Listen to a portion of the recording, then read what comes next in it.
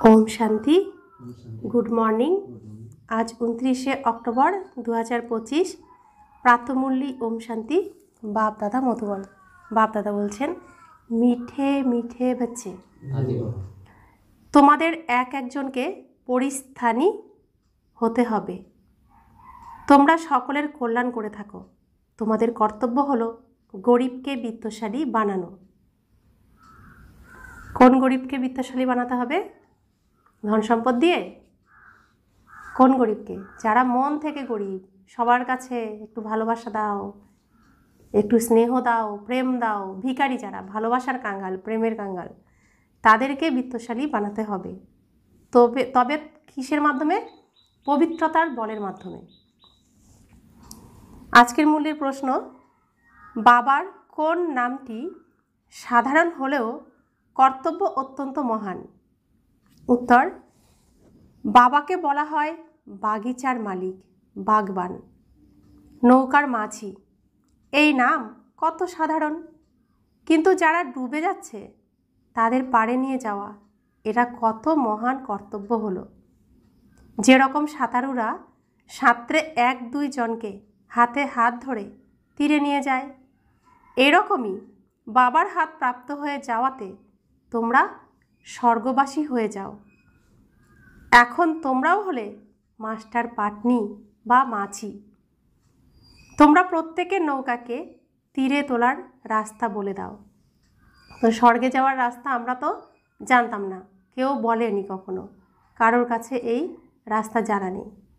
তো স্বয়ং ভগবান আমার বাবা এসেছেন, এসে আমাকে স্বর্গে যাওয়ার, স্বর্গবাসী হয়ে যাওয়ার রাস্তা বলে দিয়েছেন। তো আমার পিতা মাঝি হয়ে এসেছেন, তার সন্তান আমি আত্মাও মাঝি। তো অন্য ভাইদের, আত্মারূপী ভাইদেরকে স্বর্গের তীরে যাওয়ার রাস্তা আমরা বলে দেব। এটাই আমাদের এখন কর্তব্য, এটাই শ্রেষ্ঠ কর্ম। ওম শান্তি।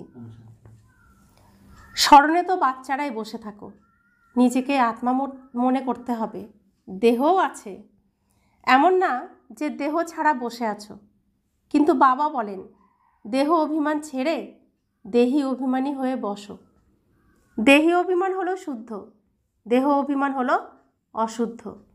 তোমরা জানো যে দেহ অভিমানী হওয়ার কারণে অশুদ্ধ, অপবিত্র হয়ে গিয়েছিলাম। ডাকতেও থাকে, পতিত পাবন এসো।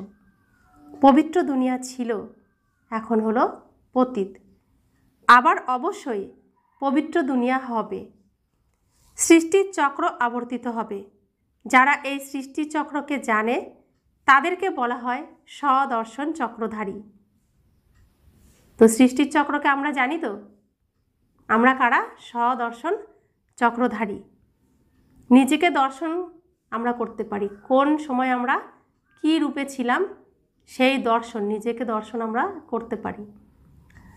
পরমধাম অনাদি রূপে আমরা কেমন থাকি, সত্যযুগে আমরা কেমন রূপে থাকি, ত্রেতা যুগে আমরা কেমন রূপে থাকি, দাপর যুগে কেমন রূপে থাকি, কলিযুগে কেমন রূপে থাকি, এই সঙ্গম যুগে কেমন রূপে আছি, কেমন রূপে আমাদের ঘরে ফিরতে হবে, বাবা আমাদেরকে সব বুঝিয়েছেন। এই দর্শন চক্র আমাদেরকে দিয়েছেন, স্বকে দর্শন করার চক্র বাবা আমাদেরকে দিয়েছেন। তোমরা প্রত্যেকে হলে স্বদর্শন চক্রধারী। স্ব আত্মার সৃষ্টি চক্রের জ্ঞান প্রাপ্ত হয়েছে। জ্ঞান কে দিয়েছেন? তিনিও অবশ্যই স্বদর্শন চক্রধারী হবেন। বাবা ব্যতীত দ্বিতীয় কোনো মানুষ শেখাতে পারে না। বাবা অর্থাৎ সুপ্রিম আত্মাই বাচ্চাদের শেখান। তিনি বলেন, বাচ্চারা তোমরা দেহি অভিমানী হও।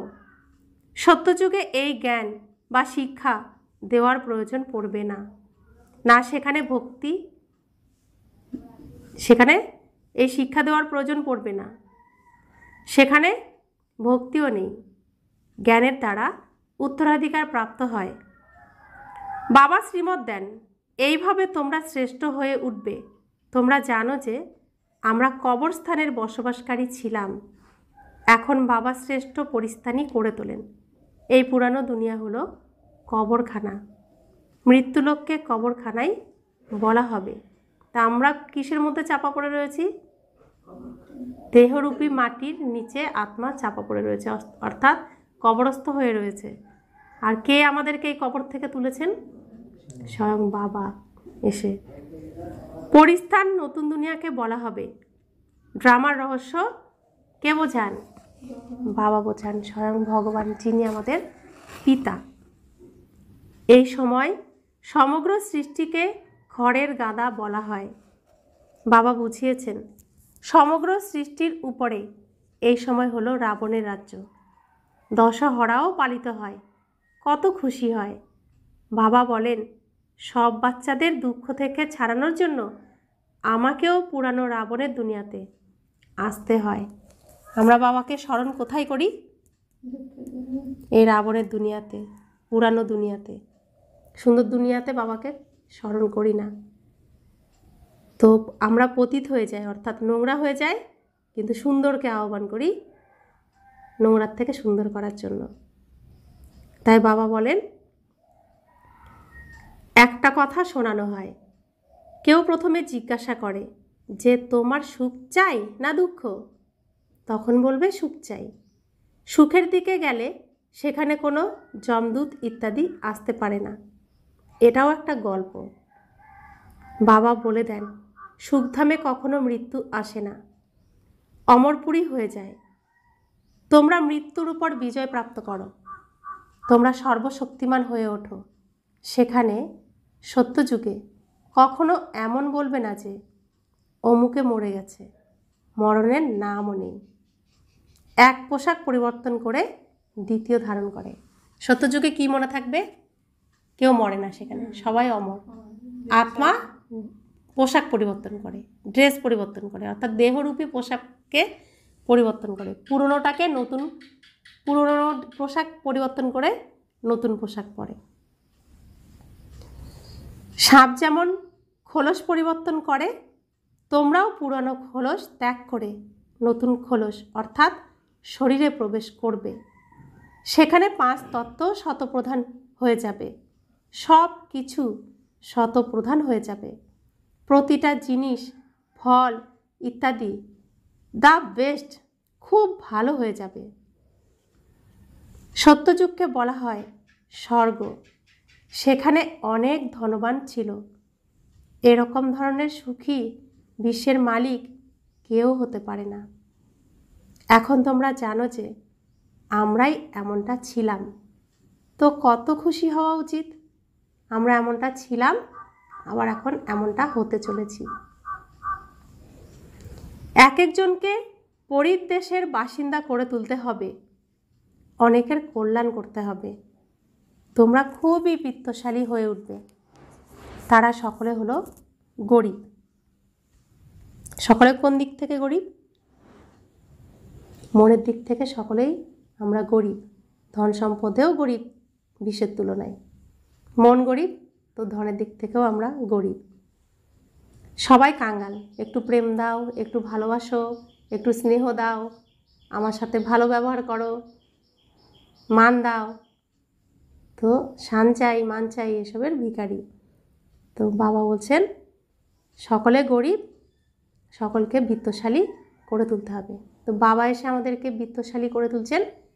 বাবা আমাদেরকে অনেক ধনের ভাণ্ডার ভরপুর করে দিচ্ছেন। আর আমাদেরকে এখন এই ধন কী করতে হবে? দান করতে হবে অন্যদেরকে, গরিবদেরকে। যারা মনের দিক থেকে গরিব তাদেরকে দান করতে হবে। আর দান করলে সকলের কি হবে? কল্যাণ হবে। তাই বাবা বলছেন তোমরা খুবই বিত্তশালী হয়ে উঠবে। তারা সকলে হলো গরিব। যতক্ষণ না তোমাদের হাতে হাত মিলবে ততক্ষণ স্বর্গবাসী হতে পারবে না। দায়িত্ব কাদেরকে দিচ্ছেন? কাদের জন্য দিচ্ছেন? যারা ওই পারে রয়েছে, যারা এই রাস্তাটাকে চিনতে পারছে না। তো আমাদেরকে এই রাস্তা চেনাতে হবে আমাদের জীবন দিয়ে, আচার আচরণ দিয়ে, কথাবার্তা দিয়ে, দৃষ্টি দিয়ে, বৃত্তি দিয়ে। তা নয়তো তারা চিনবে না। কি দায়িত্ব দিচ্ছেন বাবা? বলছেন তোমাদের হাতে হাত মিলবে তবেই স্বর্গবাসী হতে পারবে। তো দায়িত্ব আমাদের দিচ্ছেন যে হাত বাড়াও, তবে তো হাত আসবে, ভয় কাটবে। কত বড় দায়িত্ব দিচ্ছেন বাবা, বোঝা গেল কি দায়িত্ব এক একজনের, প্রত্যেকের দায়িত্ব, আমার একার দায়িত্ব না, বা আমার ওর দায়িত্ব না, তার দায়িত্ব না, সবার যার যার রাজ্যের দায়িত্ব তাদেরকে নিতে হবে। কেউ কারো রাজ্য সামলেও দেবে না, গঠনও করে দেবে না। যার রাজ্য তাকেই স্থাপনও করতে হবে, পালনাও দিতে হবে, রক্ষণাবেক্ষণও করতে হবে। তাই বাবা সুন্দর করে বলছেন যে যতক্ষণ না তোমাদের হাতে হাত মিলবে ততক্ষণ স্বর্গবাসী হতে পারবে না। তো আমাদের হাত কার সাথে মিলেছে? বাবার সাথে। আমরা আবার প্রত্যেকের হাত কার সাথে মিলিয়ে দেব? বাবার সাথে। তাহলে আমাদের প্রথমে হাত বাড়াতে হবে, তাদেরকে আনতে হবে, বাবার সাথে মিলিয়ে দিতে হবে। তো যার সন্তান হারিয়ে গেছে, তার হারিয়ে যাওয়া সন্তানকে তার হাতে তুলে দিলাম, পিতার সন্তানের মিলন করিয়ে দিলাম। এর থেকে শ্রেষ্ঠ কর্ম আর কি হতে পারে? এটাই হলো শ্রেষ্ঠ কর্ম। তো বাবা বলছেন বাবার হাত তো সকলের প্রাপ্ত হয় না। বাবার হাত প্রাপ্তি হয় কাদের? বাবা বলেন তোমাদের। আমাকে বাবা বলছো না, তো আমার হাত তোমরা পেয়েছো, আমার সব কিছু তোমরা পেয়েছো। তাই বলছেন বাবার হাত প্রাপ্তি হয় তোমাদের। তোমাদের হাত আবার প্রাপ্তি হয় অন্যান্যদের। তা আমাদের এখন কি কর্তব্য? সেবা। সবাইকে বাবার পরিচয় দেওয়া। এর জন্য প্ল্যান বানাতে হবে। যার রাজ্যে যে যেরকমভাবে স্থাপন করতে চাইবে সে সেভাবে প্ল্যান বানাবে। তো বাবা এতদিন আমাদের কাদেরকে পড়াশোনা করাচ্ছিলেন? যারা রাজা বাচ্চা হবে, রাজা তৈরি হবে। এখন সেই রাজা বাচ্চাদের নিজেদের রাজ্যের জন্য কি করতে হবে? প্রজা বানাতে হবে, রাজ্য স্থাপন করতে হবে, তবেই রাজা হবে। তা নয়তো রাজা বলবে, রাজার রাজ্যে প্রজা নেই, তাহলে সে কি রাজা হবে? হবে না। তো বাবার হাত কারা প্রাপ্ত করেছে? আমরা। এখন আমাদের দ্বারা, আমাদের হাতের দ্বারা অন্যান্যরা বাবাকে পাবে। তো এই যে অনেকেই বলে এই ঘরে লোকজন আসে না, ভালো হলে কি আসতো না, এসব নানান ধরনের প্রশ্ন, অনেক কিছু। তো ব্রহ্মাকুমারী যদি ভালো হবে, ওম শান্তি যদি ভালোই হবে, তবে ভিড় লেগে যেত। কেন ভিড় লাগেনি? কারণ এখানে খুব সুরক্ষিতভাবে সবার আড়ালে স্বয়ং ভগবান কাদেরকে তৈরি করছিলেন? রাজাদেরকে তৈরি করছিলেন। অনেকের ভিড় লাগলে কি শিক্ষা ভালোভাবে গ্রহণ করতে পারত, বা শিক্ষা দিতে পারতেন বাবা?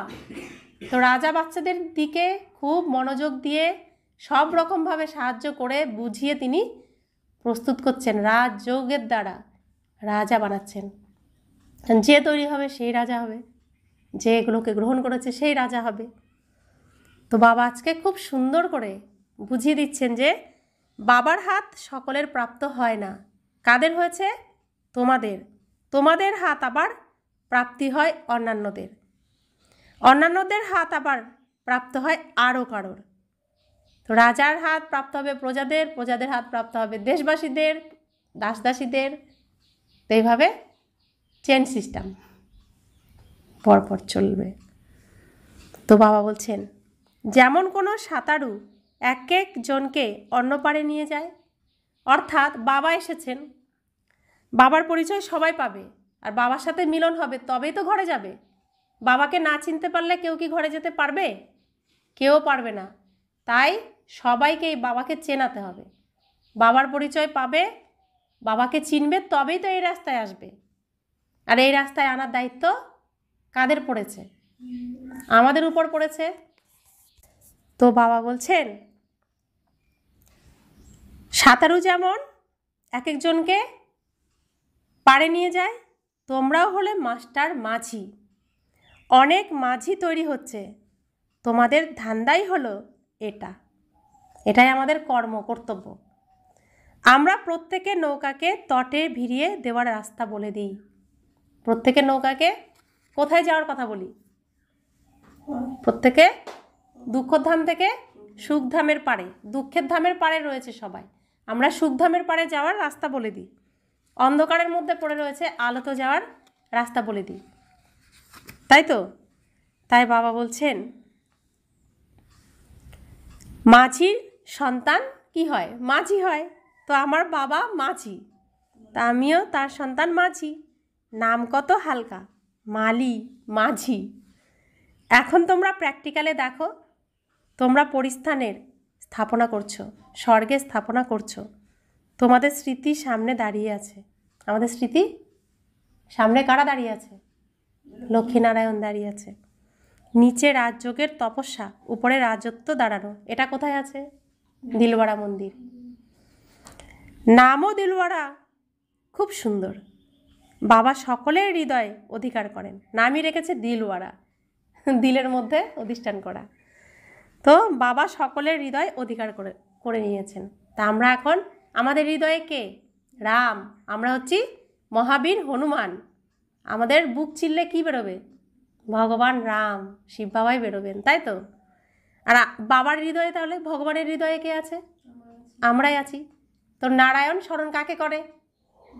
শিব বাবাকে করে। শিব বাবা স্মরণ কাকে করে? নারায়ণকে করে। সত্যযুগে যারা যাবে প্রত্যেকেই কি? নারায়ণ।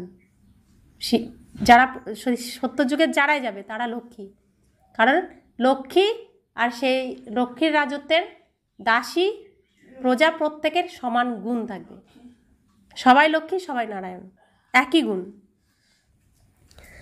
তো সেজন্য বাবা বলছেন আমাদের সকলের হৃদয়ে আছেন বাবা রাম।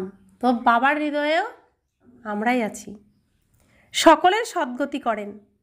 তো ভাবুন তো, বাবার সাথে পরিচয় হওয়ার আগে এটা ভাবা সম্ভব ছিল আমাদের যে ভগবান আমাদের হৃদয়ে থাকবে? নিজেকে কি ভাবতাম?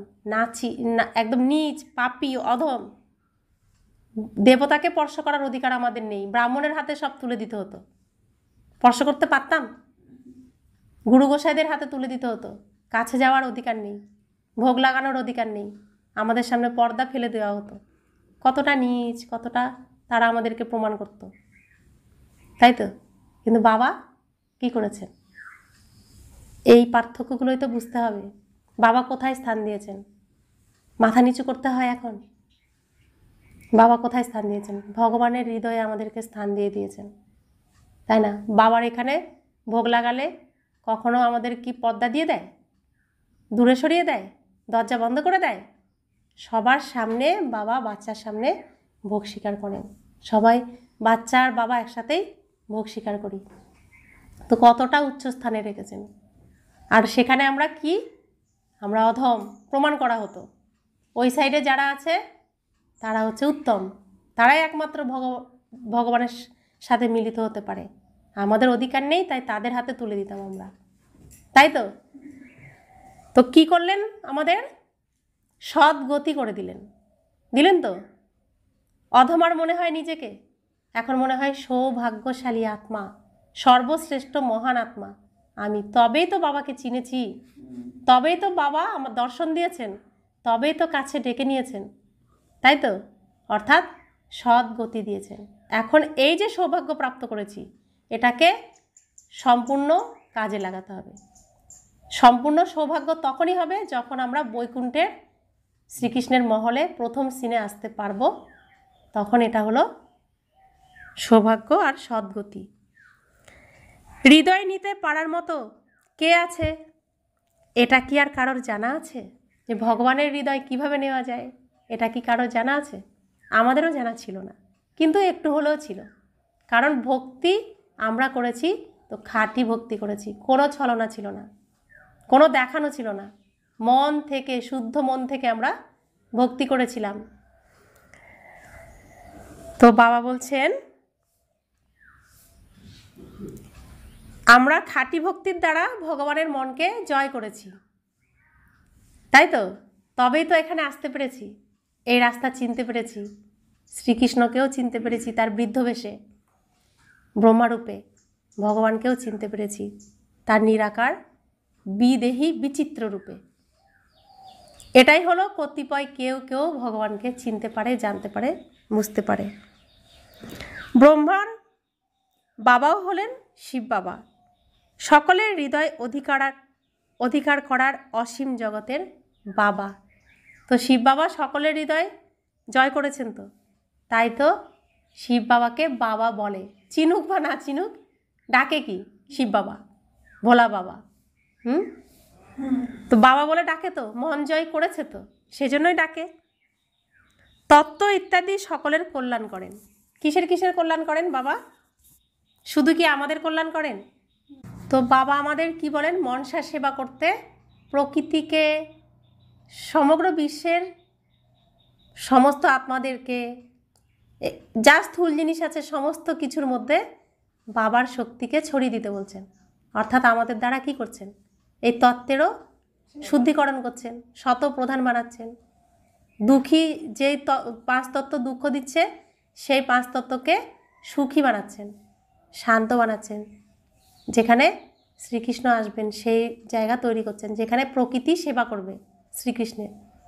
এখন প্রকৃতি কী করছে? সবাইকে শাস্তি দিচ্ছে, কারণ প্রকৃতিকে আমরা অনেক কষ্ট দিয়েছি। তো প্রকৃতিকেও বাবা কি করছেন? শুদ্ধ করছেন, তারাও সদ্গতি করছেন। তো এই বিশ্বে যা কিছু আছে সব কিছুর সদ্গতি করতে সদ্গতি দাতা, সদ্গুরু, সৎ শিক্ষক, সৎ বাবা অর্থাৎ সত্য বাবা, সত্য শিক্ষক, সত্য সদ্গুরু এসেছেন আর সদ্গতি দিচ্ছেন। তা আমারও সদ্গতি তিনি দিচ্ছেন। বিভিন্ন ধর্মের লোকেদের শাস্ত্র ইত্যাদি চলছে, তোমাদের জ্ঞান প্রাপ্ত হয় সঙ্গমে। আবার বিনাশ হলে তো কোনো শাস্ত্র থাকবে না। শাস্ত্র হলো ভক্তি মার্গের চিহ্ন, এটা হলো জ্ঞান। পার্থক্য দেখলে তো? পার্থক্য দেখলে তো? আমরা ভক্তি ছিলাম রাতে, ভক্ত ছিলাম। এখন ভোরবেলায় আমরা কি করছি? পড়াশোনা করছি। তো বাবা বলছেন তোমরা এই সঙ্গম যুগেই, এই সঙ্গম সময়েই তোমরা এখন জ্ঞান প্রাপ্ত করছো। আর শাস্ত্র ছিল কোথায়? রাতে। দিনে শাস্ত্র থাকবে না। ভক্তি হলো অপার। দেবদেবীদের পুজোতে কত খরচা করে? বাবা বলেন অল্প সময়ের সুখ থাকে, যেমন যেমন ভাবনা রাখে সেটা সম্পূর্ণ হয়। দেবীদের সাজাতে সাজাতে কারোর সাক্ষাৎকার হলে ব্যাস খুব খুশি হয়ে যায়, লাভ কিছুই নেই। মীরারও নাম করা হয়, ভক্তমালা হয়, সেখানে মীরা প্রথম স্থানে। ফিমেলদের মধ্যে মীরা, মেলদের মধ্যে নারদকে ভক্ত শিরোমণি মান্য করা হয়। বাচ্চারা তোমাদের মধ্যেও নম্বর অনুযায়ী হয়। মালার দানাগুলিও খুব সুন্দর। উপরে বাবা হলেন ফুল, তারপর হলো যুগল মেরু। ফুলকে সবাই নমস্কার করে। কোন মালার দানার কথা বলছে? যারা জপ করে তো এক চক্র ঘুরে নেয়, তারপরে ফুলের কাছে আসলে নমস্কার করে। কাকে নমস্কার করে? শিব বাবাকে নমস্কার করে। এক এক দানাকে নমস্কার করে, তারপরে আবার প্রত্যেক দানাকে জপ করে, নমস্কার করে। রুদ্র যজ্ঞ রচনা করলে তখন ওখানেও বেশি রকম পূজা শিবের করে, শালিগ্রামকে এত করে না। সমস্ত ভাবনা শিবের দিকে থাকে, কারণ শিব বাবার দ্বারাই শালগ্রাম এই রকম তীক্ষ্ণতা পেয়েছে, যেরকম এখন তোমরা পবিত্র হচ্ছ। তো শিব বাবা হলেন বড় শিবলিঙ্গ, আর আমরা সবাই হলাম ছোট শিবলিঙ্গ অর্থাৎ শালগ্রাম। তো এটারই ওখানে স্মরণিক। পতিত পাবন বাবার বাচ্চারা তোমরাও হলে মাস্টার পতিত পাবন। যদি কাউকে রাস্তা না বলো তবে পায়ে পয়সার পথ প্রাপ্ত হবে। রাস্তা না বললে তো রাজ্য স্থাপন হবে না, কেউ আসবে না আমার রাজ্যে। তো রাজ্য স্থাপন না হলে সেখানে পথ কী পাবো? রাজদাসীরই পাবো। তো প্রত্যেককে কী করতে হবে? নিজের রাজ্য নিজেকেই স্থাপন করতে হবে, তাই সবাইকে রাস্তা বলে দিতে হবে। তবুও অন্তত বাবার সাথে মিলিত হবে। তো সকলের ফাদার হলেন সেই এক। শ্রীকৃষ্ণের জন্য কি আর একথা বলবে? শ্রীকৃষ্ণ কার ফাদার হবে? শ্রীকৃষ্ণকে ফাদার বলা যাবে না। বাচ্চাকে কি আর ফাদার বলা যায়? ফাদার তখন বলা যাবে যখন যুগল হবে, বাচ্চার জন্ম দেবে। তো শ্রীকৃষ্ণকে কখন বলবে ফাদার? যখন নারায়ণ হবে তখন। শ্রীকৃষ্ণ রূপে তখন তো বাল্য অবস্থা, কিশোর অবস্থা। আর শ্রীকৃষ্ণর যৌবন অবস্থায় কি হয়? বিবাহিত জীবনে নারায়ণ, তারপরে তার বাচ্চা কাচ্চা দেখানো হবে। কোনো দিনও কোনো সময় শ্রীকৃষ্ণ রূপে শ্রীকৃষ্ণের বাচ্চা দেখানো হয় না, তাকে কিশোর অবস্থায় দেখানো হয়। তাহলে তাকে বাবা বলবে কিভাবে? সেই বাচ্চা ফাদার বলবে। যখন তারা যুগল হবে, তাদের ঘরে বাচ্চা আসবে, তখন বলবে ফাদার। শ্রীকৃষ্ণকে তো বলবে না, কারণ নামই পরিবর্তন হয়ে যাচ্ছে। দ্বিতীয় কেউ বলতে পারে না, তার যে বাচ্চা হবে তারাই শুধু বাবা মা বলবে, বাবা বলবে, লক্ষ্মীকে মা বলবে। দ্বিতীয় কেউ আমরা কি বলি শ্রীকৃষ্ণ বাবা? কখনোই বলি না। এছাড়া তো যে কোনোই বৃদ্ধকে বাপুজি বলে দেয়, কিন্তু শ্রীকৃষ্ণকে কেউ বাবা বলে না। কত বাবা পার্থক্য বোঝাচ্ছেন আমাদেরকে, কত আদর করে, কত ক্লিয়ার কাট বোঝাচ্ছেন, যাতে আমরা নিজেকে বুঝে যাই, ভুল যে এতদিন বুঝে রয়েছিলাম সেগুলো কেটে যায়। বলে যে কোনো কাউকে বৃদ্ধ মানুষ দেখলেই তাকে বাপুজি বলবে, কিন্তু শ্রীকৃষ্ণকে কখনোই বাবা বলে ডাকবে না। এই শিব বাবা তো হলেন সকলের বাবা। গাওয়া হয় ব্রাদারহুড। ঈশ্বরকে সর্বব্যাপী বললে তো ফাদারহুড হয়ে যায়। তো এখানে সবাই কি বলে? এখানে আত্মাকে না ছিল হিন্দু, মুসলিম, শিখ, ঈসাই, আমরা সবাই ভাই ভাই। আমরা সবাই বাবা বাবা তো বলে না। এদিকে মুখে বলছি সবার মধ্যে পরমাত্মা, কিন্তু মুখে তো আর বলছি না যে আমরা সবাই বাবা বাবা, বলছি ভাই ভাই। আত্মাকে চিনি না, কিন্তু তবুও আমরা বলছি আমরা যত জাতি ধর্ম যাই থাকি না কেন, আমরা প্রত্যেকে ভাই ভাই। ব্রাদারহুড বলছে, ফাদারহুড বলছে না। তাহলে এই যে সর্বব্যাপী প্রত্যেকের মধ্যে পরমাত্মা আছে, এটা ভুল প্রমাণিত হয়। বাচ্চারা, তোমাদের বড় বড় সভাতে বোঝাতে হবে, সব সময় যেখানেই বক্তৃতার জন্য যাও না কেন, যেই টপিকের উপর বক্তৃতা করতে হবে তার উপর বিচার সাগর মন্থন করে লেখা উচিত। বাবাকে তো বিচার সাগর মন্থন করতে হয় না, পূর্বকল্পে যা শুনিয়েছিলেন সেটাই শুনিয়ে দেবেন। তোমাদের টপিকের উপর বোঝাতে হবে, তো আমাদেরকেই বিচার সাগর মন্থন করতে হবে। প্রথমে লিখে নিয়ে তারপর পড়তে হবে। বক্তৃতা করার পরে আবার মনে পড়ে এই পয়েন্টস বলা হয়নি, এটা বোঝাতাম তো ভালো হতো, এরকম হয়ে থাকে। কোনো না কোনো পয়েন্টস ভুলে যায়। সর্বপ্রথমে তো বলা উচিত যে ভাই বোন আত্ম অভিমানী হয়ে বসো, শুরু করতে হবে এভাবে। যেমন প্রধানমন্ত্রী বলে ভাইও আর বেহেনও, তো বাবা বলছেন প্রথমে বলবে ভাই ও বোনেরা আত্ম অভিমানী হয়ে বসো। এটা তো কখনো ভুলে যাওয়া উচিত নয়। এরকম কোনো সংবাদ লেখে না, সবার প্রথমে সবাইকে বলতে হবে আত্ম অভিমানী হয়ে বসো, তোমরা আত্মারা হলে অবিনাশী। এখন বাবা এসে জ্ঞান প্রদান করছেন। বাবা বলেন আমাকে স্মরণ করলে বিকর্ম বিনাশ হবে। কোনো দেহদারীকেই স্মরণ করো না, নিজেকে আত্মা মনে করো। আমি হলাম সেখানকার বাসিন্দা। আমাদের পিতা হলেন কল্যাণকারী শিব, আমরা অর্থাৎ আত্মারা হলাম ওনার সন্তান। বাবা বলেন আত্ম অভিমানী হও। এগুলো বোঝাতে বলছেন এইভাবে। বক্তৃতা কীভাবে দিতে হবে, সবাইকে কি বলতে হবে, বাবা তাও আঙুল ধরে ধরে শিখিয়ে দিচ্ছেন আমাদেরকে। তারপরেও আমরা না পারলে কি বলবেন? বাবা মরে যাও, তাই তো বলবেন। তো বাবা বলছেন, বাবা আর কত বোঝাবেন, কত সুন্দর করে বাবা বলছেন। বাবা বলেন আত্ম অভিমানী হও, আমি হলাম আত্মা। বাবার স্মরণে বিকর্ম বিনাশ হবে, গঙ্গায় স্নান ইত্যাদিতে বিকর্ম বিনাশ হবে না। বাবার ডাইরেকশন হলো তোমরা আমাকে স্মরণ করো। মানুষ গীতা পড়ে, যদা যদা হি ধর্মস্য গ্লানির ভবতি ভারত, তারপরে অভুক্কানম অধর্মস্য তদাত্মানং সৃজাম্যহম পরিত্রাণায় সাধুনাং বিনাশ্চয়স্তি দুষ্কৃতাম ধর্ম সংস্থাপনায়ার্থায় সময়ামি যুগে যুগে। বলে সবাই, গীতাও পড়ে, এই কথা বলেও, কিন্তু অর্থ কিছুই জানে না। তাই বাবা সার্ভিসের রায় দেন।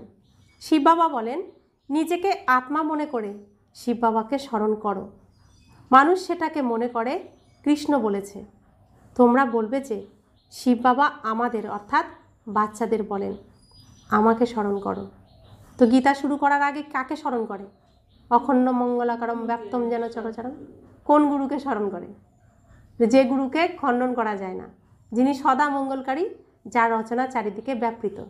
তো যে দেহধারী গুরু তার শিষ্যদেরকে বোঝায় আমার কথা তোমাকে শোনো, তিনি কি অখণ্ডিত? তিনি কি সদামঙ্গলকারী? তার রচনা কি সর্বত্র ব্যাপ্তিত? তাহলে কত বুদ্ধ ছিলাম আমরা, বোকা ছিলাম আমরা, অন্ধ ছিলাম আমরা, কিছুই বুঝিনি। কিন্তু বাবা আমাদেরকে বুঝিয়েছে।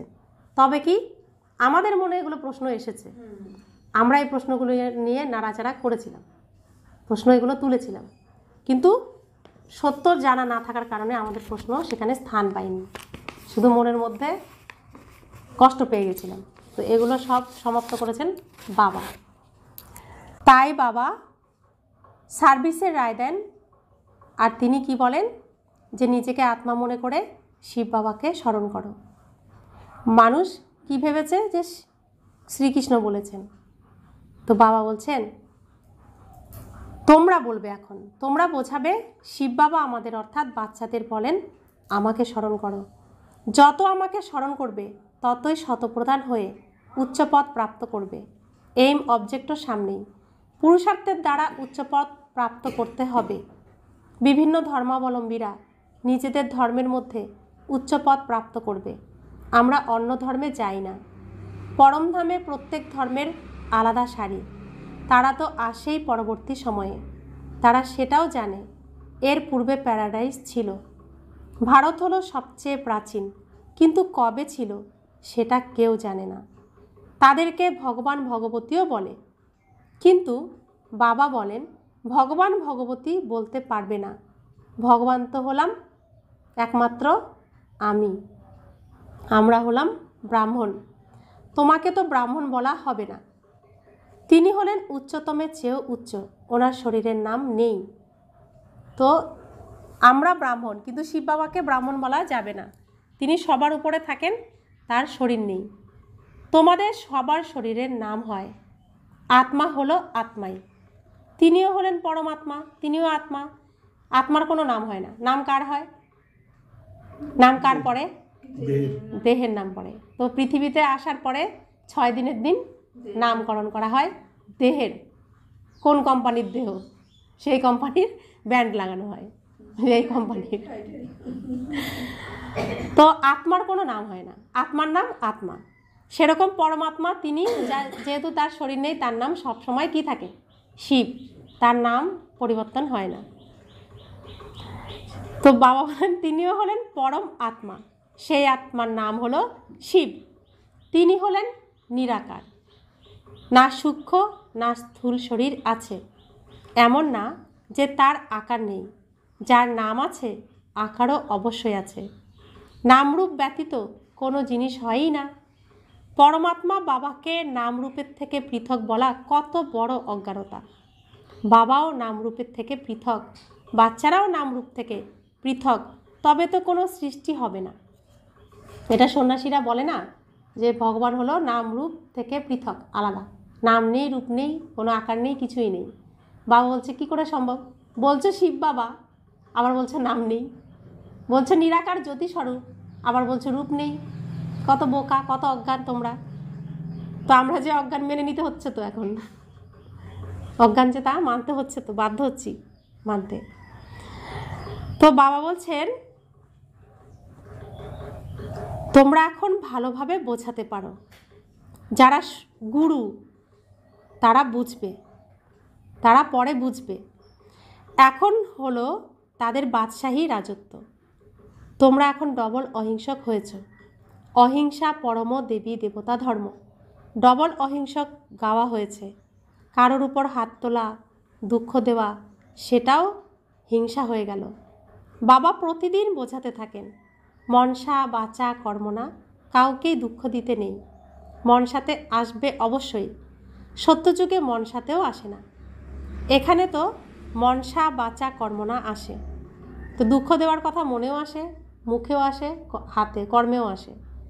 আর সত্যযুগে এসব কাউকে দুঃখ দেওয়ার কথা এসব মনে আসবে না।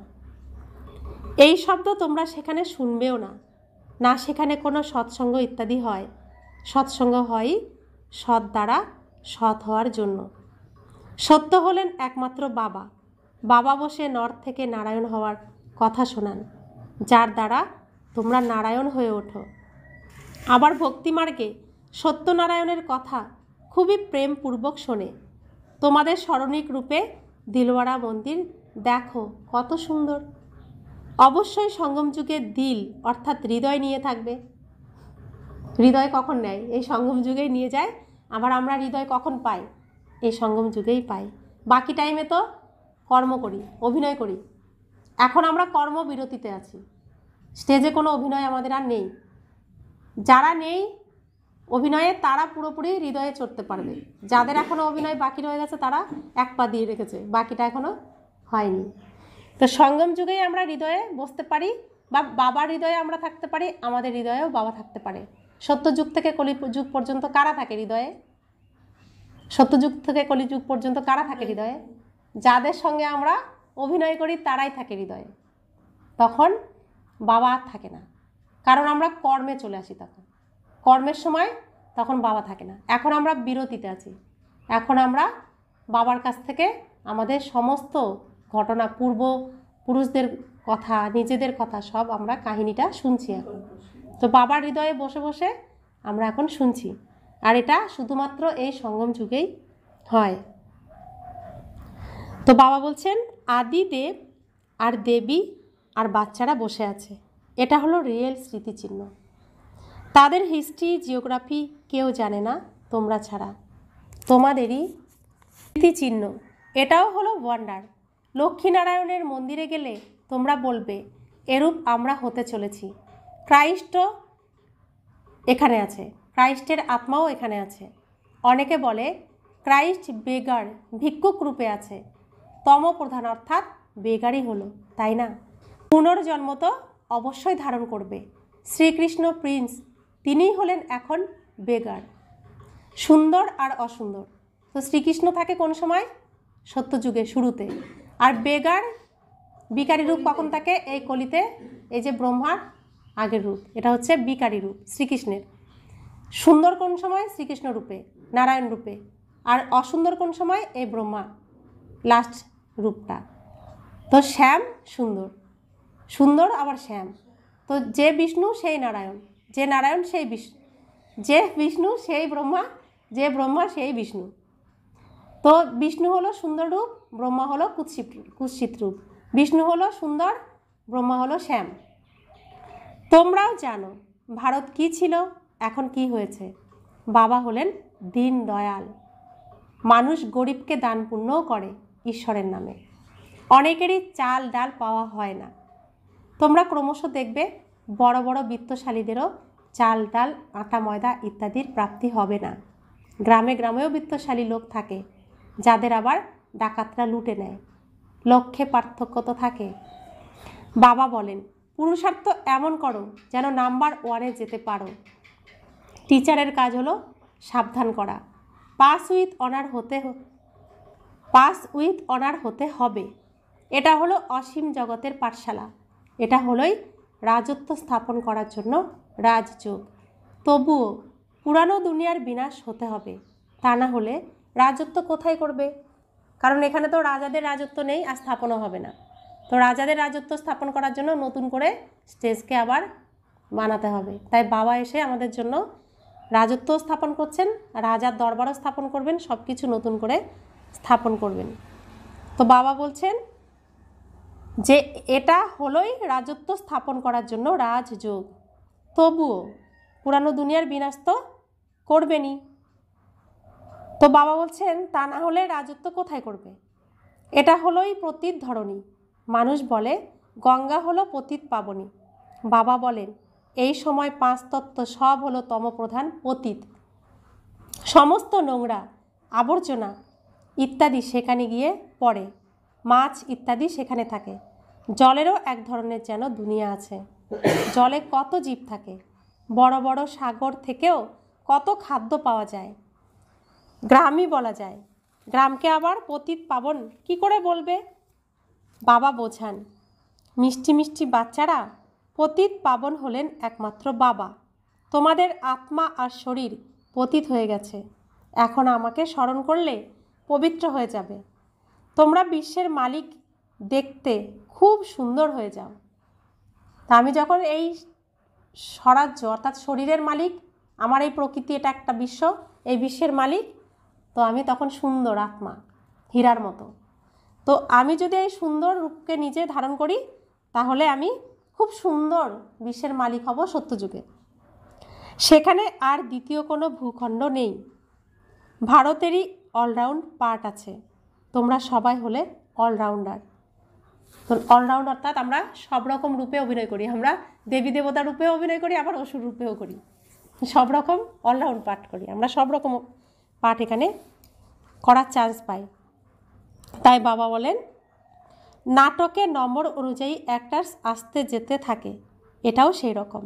বাবা বলেন তোমরা মনে করো ভগবান আমাদের পড়াচ্ছেন, আমরা হলাম পতিত পাবন গড ফাদারলি স্টুডেন্ট, এর মধ্যে সব এসে গেল, পতিত পাবনও হয়ে গেল, গুরু টিচারও হয়ে গেল, ফাদারও হয়ে গেল, তাও আবার হলো নিরাকার। কেমন বাবা রহস্য বলছেন, এখানে তিনি বাবাও হয়ে গেলেন, শিক্ষকও হয়ে গেলেন, গুরুও হয়ে গেলেন, তার আবার শরীর নেই, অদৃশ্য নিরাকার। তো বাবা বলছেন এটা হলো ইনকর্পোরিয়াল গড ফাদারলি ওয়ার্ল্ড ইউনিভার্সিটি। এখানে কর্পোরিয়াল অর্থাৎ কোনো স্থূল জিনিস নেই, এখানে সব হচ্ছে ইনকর্পোরিয়াল, একদম অদৃশ্য শক্তি। আমি আত্মা যেমন অদৃশ্য শক্তি এই শরীরের মধ্যে, আমার পিতাও অদৃশ্য শক্তি এই পৃথিবীতে এসে আমাদেরকে পড়াচ্ছেন। কত সুন্দর নাম, কি নাম? ইনকর্পোরিয়াল গড ফাদারলি ওয়ার্ল্ড ইউনিভার্সিটি, কত সুন্দর নাম। ঈশ্বরের মহিমার কত সুখ্যাতি করে, যখন বিন্দু শোনে তখন অবাক হয়ে যায়, ঈশ্বরের মহিমা এত করে আর তিনি কিনা বিন্দু, অবাক হয়ে যায়। সেজন্য তো তিনি সরাসরি এসে পরিচয় দিতে পারেন না, কারণ বিন্দু হয়ে সামনে আসলে সবাই ভয় পেয়ে যাবে যে আকাশের তারা খসে পড়লো আমার সামনে, বাবাকে চিনতে পারবে না। সেজন্য স্থূলের মাধ্যমে তিনি প্রথমে পরিচয় দেন, স্থূলের আধার নেন, কারণ আমরা নিজেকে স্থূল ভাবতাম, স্থূলকেই চিনি, স্থূলকে নিয়েই মেতে থাকি, তাই তিনি স্থূলের আধার নেন। তাকে মায়ার আধার নিতে হচ্ছে, শরীরের আধার নিতে হচ্ছে, কারণ শরীর রূপে রয়েছে আমরা, সেই জন্য। তো বিন্দু রূপে তিনি পরিচয় দিতে পারেন না। যখনই শোনেন যে বাবা বিন্দু, অবাক হয়ে যায়, এত পড়াশোনা করাচ্ছেন, এত কিছু শেখাচ্ছেন, সে কিনা বিন্দু।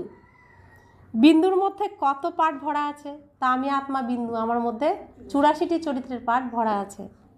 এখন বাবা বলেন দেহ থাকা সত্ত্বেও, গার্হস্থ্য জীবনশৈলীর মধ্যে থেকেও মাম একম স্মরণ করো।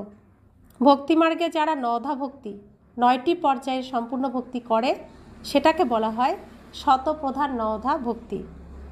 কত জোরালো ভক্তি হয়, এখন আবার জোরালো গতিবেগ চাই স্মরণের। তা আমরা করে এসেছি নবধা ভক্তি, 9 প্রকারের ভক্তিকে পার করে এসেছি।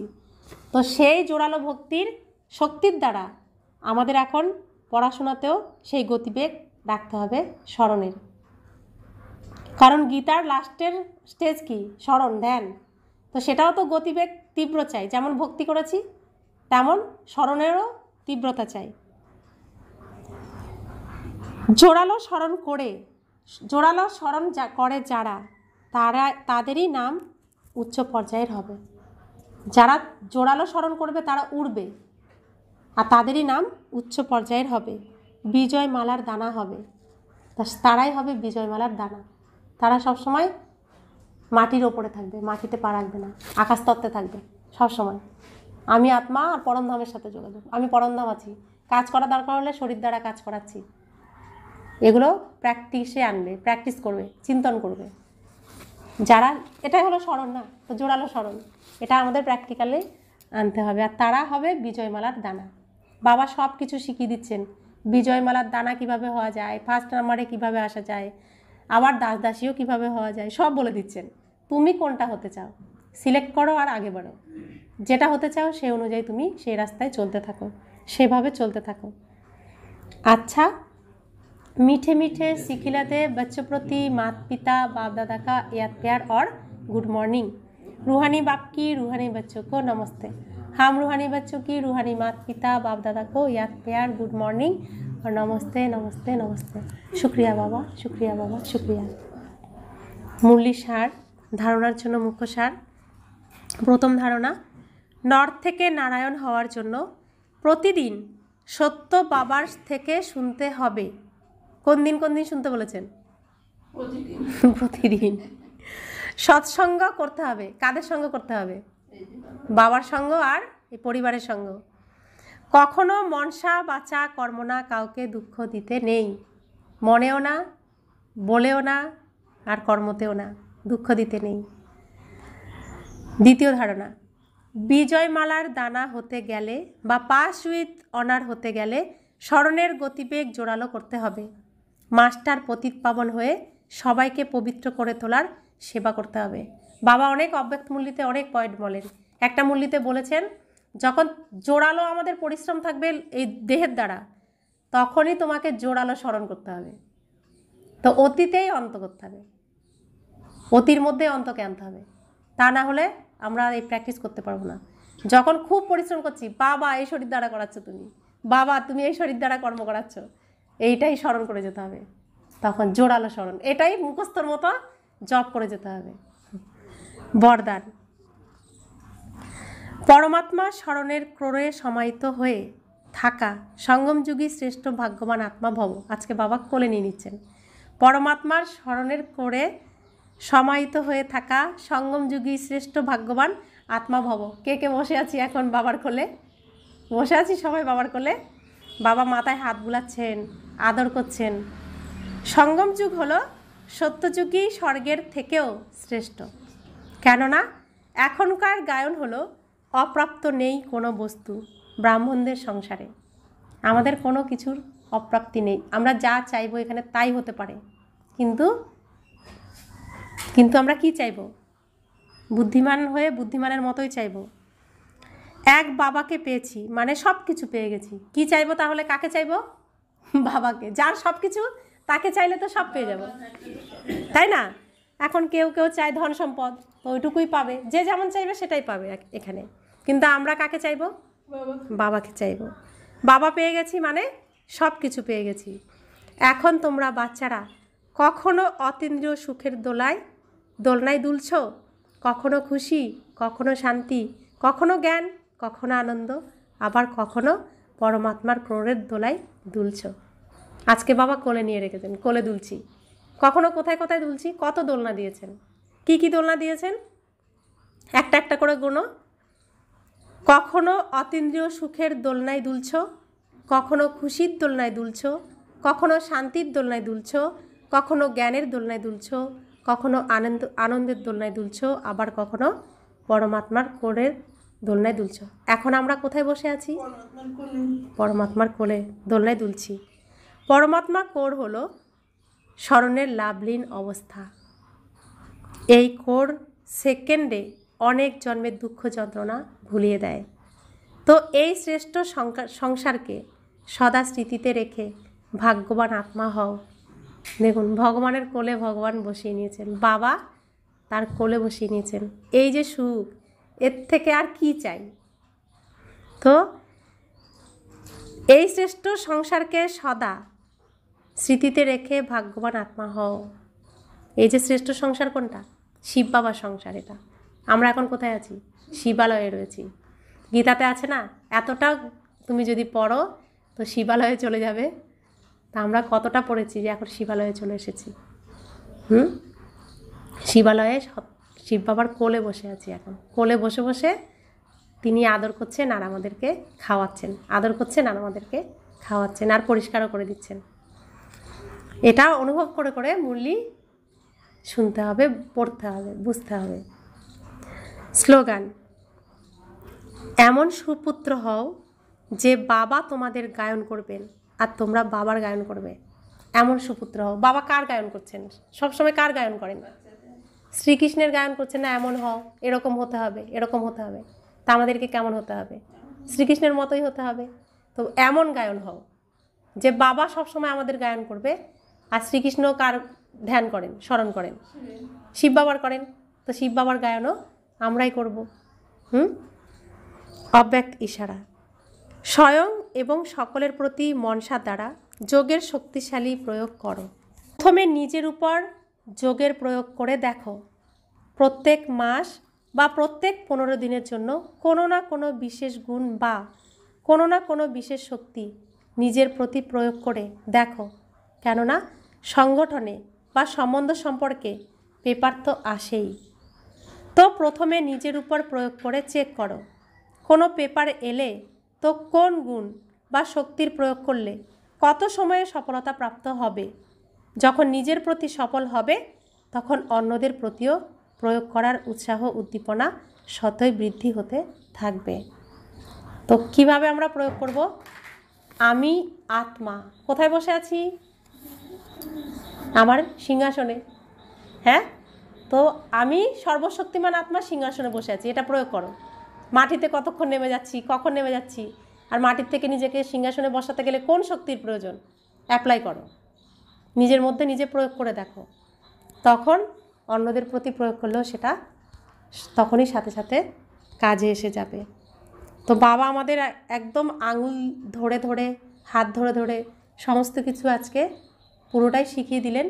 কিভাবে কি হতে পারি, কিভাবে সেবা করতে পারি, কিভাবে নিজের রাজ সিংহাসনে বসতে পারি, কিভাবে রাজা হতে পারি, কিভাবে কোন পদ পেতে পারি, বক্তৃতা কিভাবে দিতে পারি, পরিচয় কিভাবে দিতে পারি, সমস্ত কিছুই। যোগের প্রয়োগ নিজের উপর কিভাবে অ্যাপ্লাই করতে পারি, কিভাবে সফল হতে পারি, সমস্তটাই বাবা বুঝিয়ে দিয়েছেন আঙুল ধরে ধরে, বাবার কোলে বসিয়ে। তো আমাদেরকে এখন এটা প্র্যাকটিক্যালে আনতে হবে আমাদের জীবনে, আমাদের চরিত্রে, তবে সফলতা আসবে। আর বাবা এটা দেখতে চান আমাদের কাছে। ওম শান্তি।